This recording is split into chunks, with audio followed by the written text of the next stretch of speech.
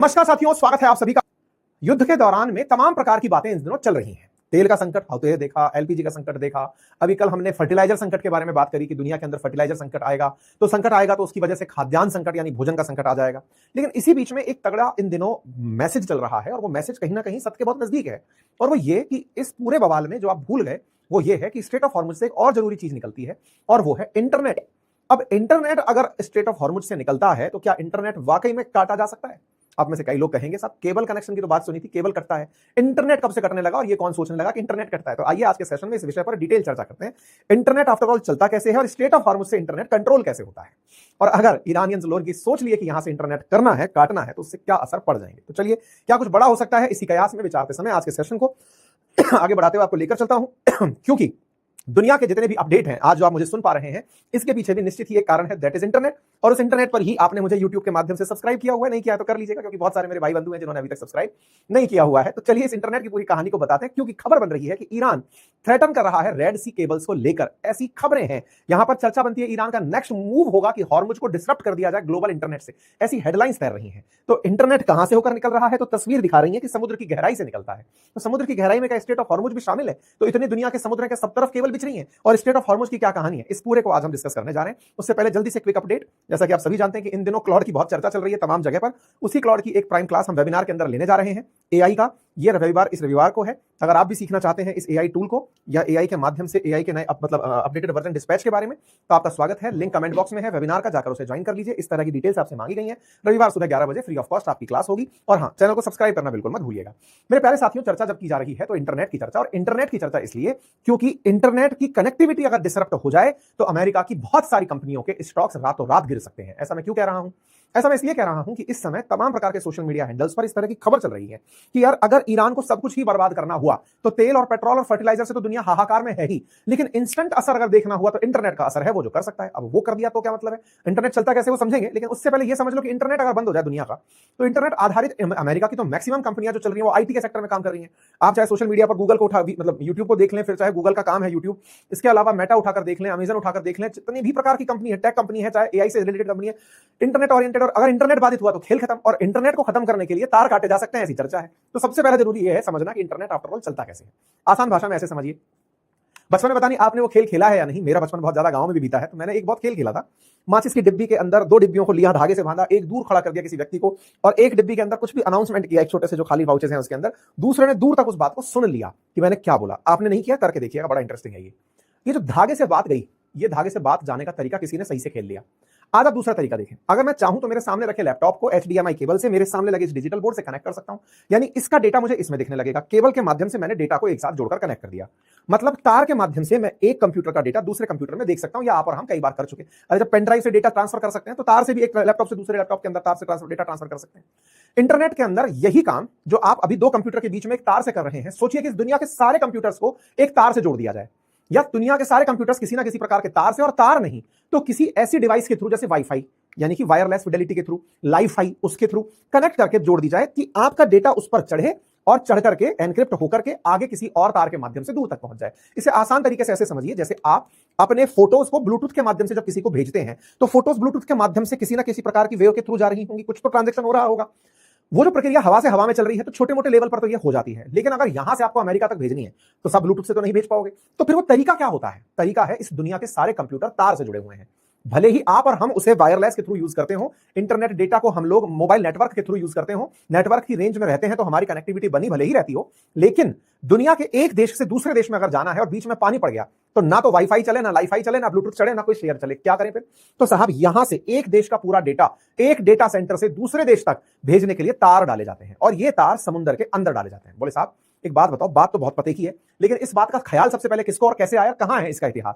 तो कहते हैं कि अमेरिका ने जब सबसे पहले चांद पर अपने वैज्ञानिक उतारे थे, यानी कि 50 से 50 साल पहले की बात है, जब चांद पर व्यक्ति उतरा 1969 के दौरान की बात है, उस समय अमेरिका के वैज्ञानिकों ने 4 कंप्यूटर्स को आपस में लेन के माध्यम से जोड़कर डेटा ट्रांसफर किया था। वहीं से ही ये डेटा दिमाग में आया कि यार, आइडिया दिमाग में आया कि अगर कंप्यूटर्स के डेटा एक दूसरे से इस प्रकार ट्रांसफर किए जा सकते हैं तो फिर तो दुनिया भर के मतलब कंप्यूटर्स को आपस में जोड़ दो, फिर ऐसा किया जा सकेगा। इसी में ही अमेरिका का एक बहुत प्रतिष्ठित यूनिवर्सिटी जिसका नाम है MIT, Massachusetts institute of technology, उसने अमेरिकी सेना विभाग के लिए इस advance research project agency network का काम करना शुरू किया कि बोले यार आइडिया तो बहुत अच्छा है, अगर ये काम यहां तक हो गया तो बढ़िया सा तार डाल दो, दूर तक चला जाएगा। मतलब ये तो वो बात हो गई कि मैं मेरे कंप्यूटर को HDMI केबल से कनेक्ट करके दूर तक दूसरे कंप्यूटर के अंदर चला सकता हूं। बोले ठीक है, लेकिन सर 100 किलोमीटर दूर थोड़ी ले जाओगे, तो 100 किलोमीटर दूर तक ले भी गए तो क्या गारंटी है कि बीच में ये तार से डेटा वहां तक ट्रांसफर हो जाएगा।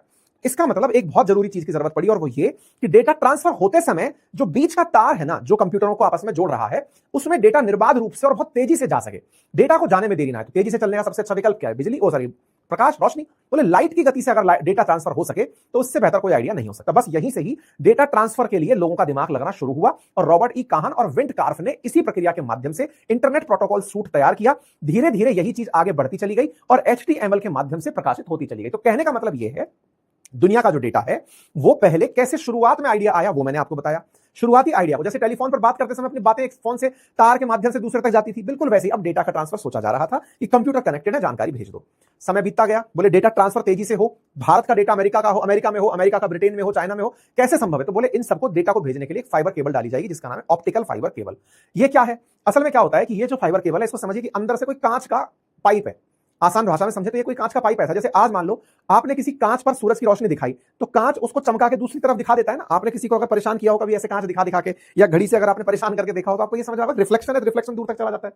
इसी रिफ्लेक्शन को अगर किसी ऐसे पाइप में बंद कर दिया जाए, प्रकाश की गति सबसे तेज है, तो यहां रिफ्लेक्शन हुआ, फिर मैंने एक दीवार यहां बना दी जहां कांच ऐसे लगा था, वहां रिफ्लेक्शन हुआ, उसने ऐसे आगे भगा दी, मैंने प्रकाश की रोशनी को एक पाइप से निकालना शुरू कर दिया। इस पूरी प्रक्रिया को पूर्ण आंतरिक परावर्तन, टोटल इंटरनल रिफ्लेक्शन कहते हैं। और इसी प्रक्रिया के माध्यम से ऑप्टिकल फाइबर केबल्स चलती हैं दुनिया भर की, और यहां से डेटा को उठा उठाकर दुनिया भर के अंदर भेजा जाना शुरू होता है।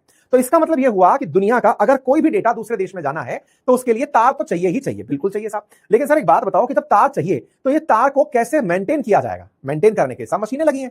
तार सर कहां से डलेगा? हमने कहा पानी के अंदर से चलेगा, क्योंकि पूरी दुनिया आपस में कनेक्टेड है। बीच बीच में कहीं कहीं पानी भरा है, जिसे आप समुद्र कहते हैं या फिर महासागर कहते हैं, ओशियन और सी कहते हैं। ऐसे में आपको अगर ये सारी चीजें हैं तो साहब तार को पर पानी में डालेंगे तो सर पिघल जाएगा। नहीं साहब, इसके लिए पूरी व्यवस्था बनाई गई। क्या बनाई गई? बोले तार को ऐसा बना के भेजेंगे कि इसके अंदर किसी भी प्रकार का कोई दिक्कत ना आए। और उसके लिए क्या किया गया?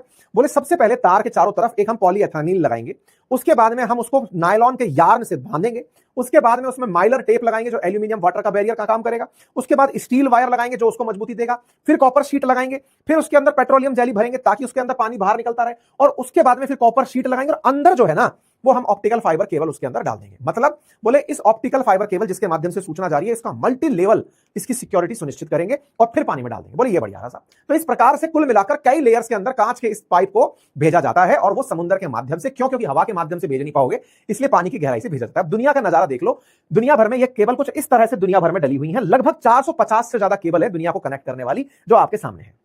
इनकी कुल लेंथ है 13 लाख किलोमीटर, और जिनको इससे सबसे ज्यादा जरूरत पड़ती है, गूगल को, माइक्रोसॉफ्ट को, अमेजन को, वही सबसे ज्यादा इन केबल्स को डालने वाले लोग भी हैं, क्योंकि उन्हीं को तो जानकारी इधर से उधर पहुंचानी है, तो वही लोग सबसे ज्यादा इसको डालें। तो अब सवाल आया, केबल तक तो बात समझ में आ गई सर, अब फिर मोबाइल तक कैसे आता है? तो मोबाइल की प्रक्रिया यह है कि केबल से आपके देश तक पहुंचा दिया। हमारे देश के अंदर बहुत सारे जो तटवर्ती जिले हैं, चाहे मुंबई है, तूतीकोरिन है, त्रिची है, जितने भी जो जगह ऐसी है जो समुद्र के किनारे, केरल है, तिरुवनंतपुरम के अंदर, तिरुवनंतपुरम है, गुजरात है, जो भी तट पर स्थित जगह है जहां से तार की कनेक्टिविटी बन जाए, वहां पर डेटा सेंटर और सर्वर रूम बनाए हुए हैं तारों के लिए कि आओ भाई तुम्हारा डेटा यहां डालो।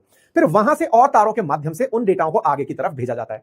लेकिन सर अब रास्ते में भेजते समय डेटा की जरूरत पड़ गई, मान लो कि तिरुवनंतपुरम में आया था और वहीं की वहीं जरूरत पड़ गई, तो वहीं पर रिले करने के लिए रिले सेंटर्स बना दिए जाते हैं, और डेटा मजबूती से चलता रहे इसलिए हर 50 किलोमीटर पर एक बूस्टर लगा दिया जाता है ताकि डेटा के फ्लो में कोई दिक्कत ना आए। बस इस प्रक्रिया को पूरी तरह से सुरक्षित निगरानी में रखा जाता है। बढ़िया जहाज पानी में तैरते रहते हैं ये चेक करने के लिए कि डेटा को दिक्कत ना हो जाए, करोड़ों का कारोबार अटक जाएगा। आप कहेंगे सर फेसबुक से और इंस्टा से किसका कारोबार अटक रहा है? अरे भाई साहब, इनके स्टॉक मार्केट तो अटक रहे हैं। एक सिंगल खबर से बाजार ऊपर नीचे हो जाता है। ट्रंप ने कहा सीज फायर का अनाउंसमेंट, बाजार धाड़ से ऊपर चला गया। इतनी सी खबर आप तक पहुंचाने के लिए इंटरनेट की तो जरूरत लगी थी। जब इंटरनेट की जरूरत लगी तभी तो डेटा आपका ऊपर चढ़कर गया। यही सबसे इंपॉर्टेंट बात है जो आपको समझनी है। क्या सर कभी किसी ने इसको नुकसान पहुंचाने का सोचा है? डेटा दिखाता हूं मैं। सितंबर 2025 का डेटा है। दुनिया का 17% इंटरनेट बाधित हो गया था। रेड सी में किसी ने तार काट दिया था। आरोप लगा था यमन में बैठे हुए हुतियों पर कि उन्होंने ये तार काटा है। कौन सा? ये वाला। माइक्रोसॉफ्ट का एज्योर का तार यहां से गुजर रहा था, उसको काट दिया गया था। अच्छा सर, केवल एक ही बार हुआ है? देखो, ये टाइम्स ऑफ इजराइल ने इस खबर को छापा भी था, इसने बात कर रहे थे। इसके अलावा भी कभी हुआ है? बिल्कुल। स्ट्रेट ऑफ हॉर्मुज जो है ना, वहां से समझिए कि दुनिया का 20% डेटा भी प्रभावित हो रहा है। समझो ना, इन गल्फ कंट्रीज के साथ में अगर भारत को डेटा ट्रांसफर करना है तो इनका तार तो सारा यहीं से गुजरेगा, अगर किसी ने उसी को काट दिया तो। और सबसे इंटरेस्टिंग बात बताया क्या है, स्ट्रेट ऑफ हॉर्मुज जो है ना वो ज्यादा गहरी और नहीं है, 200 फीट की गहराई है, 200 फीट तक डाइव करके आराम से डाइवर्स पहुंच जाते हैं। कंट्रोल भी उसी का है, वहां पर कोई निगरानी वाला जहाज भी नहीं है। पहले बाकी देशों के तो निगरानी जहाज भी थे, वहां पर कोई निगरानी जहाज भी नहीं है। तो ये सारी वो सिचुएशंस हैं जो इसको बहुत पैनिक सिचुएशन में बदल देती है। ऐसे ही एक बार ताइवान का तार कटा था 2025 के अंदर, देखना है जनवरी 10 के दिन ताइवान का जो तार था वो कट गया था। हालांकि तार तुरंत रिपेयर भी कर दिए गए, लेकिन डिसरप्शन तो हुआ। और ऐसे समय पर विचार कर देखो, जब कोई वहां से गुजरने से डर रहा हो, भाई आज जो है वहां पर रेगुलर निगरानी स्टेट ऑफ हॉर्मुज में हो नहीं पा रही ना, तो हो नहीं पा रही, और ऐसे समय पर कोई तार काट दे तो क्या होगा? ये अपने आप में एक बड़ा सवाल बनता है। तो इसका मतलब तार की जो वहां से निकलने की जगह है, आप कहेंगे सर कल को कोई ज्वालामुखी फट गया तो क्या होगा? तार डालने से पहले पूरी सी मैपिंग की जाती है, कहां गड्ढे हैं, कहां पर प्लेन है, कहां ज्वालामुखी फटते आए हैं, सब कुछ जब मैप कर लिया जाता है तब तार डाले जाते हैं। प्रॉपर इनकी निगरानी चलती है, हर एक चीज को मेंटेन किया जाता है। कोई भी वो आता है तुरंत जहाज जाके उसे तुरंत रिपेयर करते हैं, गोताखोर कूद करके उसको रिपेयर करके आते हैं। लेकिन अगर प्रक्रियाधीन ये रास्ता ही है जिसमें से आप निकल ही नहीं सकते और वहां पर कोई डिसरप्शन आ गया, क्योंकि लगभग 20 ऐसी समुद्र के अंदर डूबी हुई तारें हैं जो स्टेट ऑफ हॉर्मुज से होकर निकलती हैं, और उनके साथ हुई बाधा पूरा खेल बिगाड़ देगी। तो इसका मतलब समझ रहे हैं आप, केबल सप्लाई का वहां से बाधित होना। आप में से कुछ लोग कहेंगे तो क्या फर्क पड़ गया, हमारे पास गल्फ की तो खबर नहीं आएगी। अरे गल्फ की खबर ही आपको सबसे ज्यादा जरूरी है। वहां पर क्या हो रहा है ये नहीं पता तो आपको कैसे पता चलेगा? सिलेंडर कल आएंगे कि नहीं आएंगे, तेल आएगा कि नहीं आएगा, ईरान ने जहाज भेजा कि नहीं भेजा, सीज फायर हुआ कि नहीं हुआ, तो आपको वहां से खबर आना जरूरी है। तो जहां युद्ध चल रहा है वहां सबसे ज्यादा जरूरी है, और वहीं से अगर सूचनाएं कट गई तो हाल बिगड़ सकते हैं। यही इन दिनों हेडलाइंस बनती चली जा रही हैं। तो उम्मीद है आपको ये बात समझ में आई। हालांकि अभी तक ईरान का कोई ऑफिशियल बयान इस बारे में नहीं है कि वो इंटरनेट तार काट देगा। आप कहेंगे कौन बताता है साहब, काटने से पहले तो भैया वेट एंड वॉच करते रहो। अगेन यही सब चाहेंगे कि भाई सब ये सब रुके, युद्ध रुके, लेकिन हाँ मैंने आपके सामने ये जानकारी रखी, पैनिक फिर से नहीं करना है। जानकारियां हैं, जरूरी जानकारियां अपने पास सुरक्षित रखें। फिलहाल के लिए इतना ही। अगर आपको जानकारी पसंद आई हो तो साथियों से अवश्य साझा करें। बाकी जो हम क्लॉड के ऊपर वेबिनार करने जा रहे हैं, अगर आप ज्वाइन करना चाहते हैं तो इस रविवार को जुड़ जाइए, लिंक कमेंट बॉक्स में है, जाकर डिटेल भरिए। धन्यवाद।